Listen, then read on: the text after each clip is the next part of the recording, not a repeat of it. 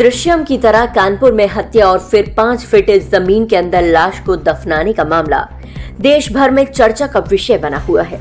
आपको जानकर हैरानी होगी कि उस फिल्म में अभिनेता ने भी एक सरकारी कंपाउंड में लाश को दफन किया था, तो कानपुर में हुई इस घटना में भी लाश को सरकारी कंपाउंड में ही दफन किया गया। फिल्म में भी जून का महीना था, इस घटना में भी जून का महीना था, लेकिन फर्क सिर्फ इतना रहा कि इस कहानी का अंत फिल्म से बिल्कुल उल्टा रहा, जहां अपराधी पुलिस की गिरफ्त में आ गया, जिसके बाद उसके द्वारा खोले गए राज सुनकर सारा पुलिस महकमा हैरान और दंग रह गया।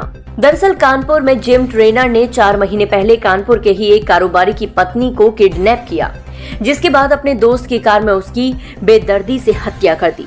हत्या के बाद आरोपी हत्यारे जिम ट्रेनर ने शव को हाई सिक्योरिटी वाले कानपुर जिलाधिकारी आवास कैंपस में दफन किया, जिसका खुलासा शनिवार को आरोपी जिम ट्रेनर विमल सोनी ने पुलिस गिरफ्तारी के बाद हुई पुलिसियाई पूछताछ में किया। आरोपी ने पुलिस को बताया कि उसने 4 माह पूर्व 24 जून को ही उसकी हत्या कर दी थी। शव को डीएम आवास परिसर में दफना दिया है। आरोपी के कबूलनामे के बाद पुलिस रात में ही जिलाधिकारी आवास परिसर पहुंच गई। इस दौरान पुलिस ने चारों तरफ से डीएम आवास कैंपस को सील कर दिया। आरोपी की निशानदेही पर मेन गेट के पास खुदाई कराई गई तो महिला का कंकाल बन चुका शव बरामद हुआ, जिसके बाद मृतक महिला के पति राहुल गुप्ता ने शव की शिनाख्त कर पत्नी का शव होने की पुष्टि। आरोपी जिम ट्रेनर ने पुलिस को बताया कि हत्या से पहले उसने कई बार फिल्म दृश्यम देखी थी। यही वजह है कि उसने लाश को डीएम कैंपस में दफनाया ताकि कभी किसी को शक न हो।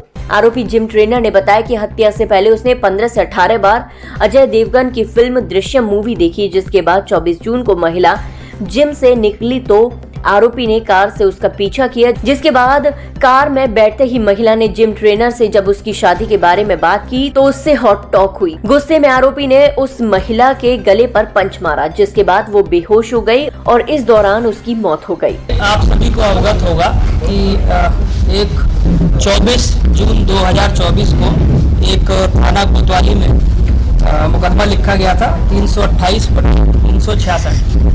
एक महिला जिनका नाम एकता गुप्ता था, जो ग्रीन पार्क के जो जिम सेंटर था वहाँ पे जिम करती थी, वो लापता हो गई थी। परिवार वालों ने, जो उनके पति थे राहुल गुप्ता, उन्होंने अभियोग पंजीकृत कराया था। इसमें उन्होंने एक व्यक्ति जिसका नाम विमल सोनी है, जो जिम ट्रेनर था ग्रीन पार्क के स्टेडियम का जो जिम है उसमें, उसके विरुद्ध लिखवाया गया था। तो इसकी तफ्तीश हम लोग कर रहे थे। उस समय भी जो है वो हम लोगों ने सीसीटीवी देखे थे और उसी दिन से 24 तारीख की घटना है। 24 तारीख से ही जो है वो डीसीपी पूर्वी अपनी टीम के साथ इसको जो है वो चेस कर रहे थे। इस पर अभी जब इसकी गिरफ्तारी हुई है कल, तो इसके द्वारा ये बताया गया कि 24 तारीख की सुबह जो है वो जो एकता गुप्ता थी वो जिम आई थी। 7 बजे के आसपास सुबह जो है वो 6 बजे वो जिम आई है और जिम में कुछ देर जिम करने के बाद जो है इनका आपस में मैसेज एक्सचेंज हुआ और ये जिम के बाहर जो है जहाँ पे गाड़ी खड़ी थी इनकी पार्किंग में, वहाँ आपस में मिले हैं। मिलने के बाद जो है वो इनमें आपस में हॉट टॉक हुई। हॉट टॉक की जो वजह इसके द्वारा बताई गई है, जो एक्यूज्ड है, कि इसकी शादी होने वाली थी, तिलक होने वाला था और कई अन्य महिलाओं से जो है ये बातचीत करता था।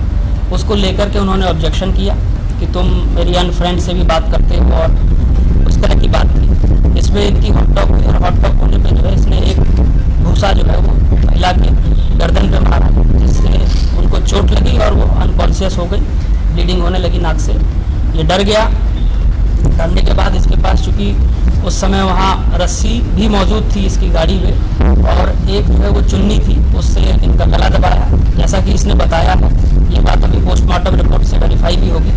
और उसके बाद जो है वो पीछे की सीट को तोड़ करके उसमें जो है वो डेड बॉडी को रखा और रख करके जो है ये वहाँ से होता हुआ और सरसैया घाट की तरफ से होता हुआ जो ये ऑफिसर्स कॉलोनी है, जो डीएम साहब के आवास के जो है पास में है, उस ऑफिसर्स कॉलोनी में एक क्लब है जहाँ पे ये पूर्व में जिम का काम करता था और वहाँ उसका आना जाना था।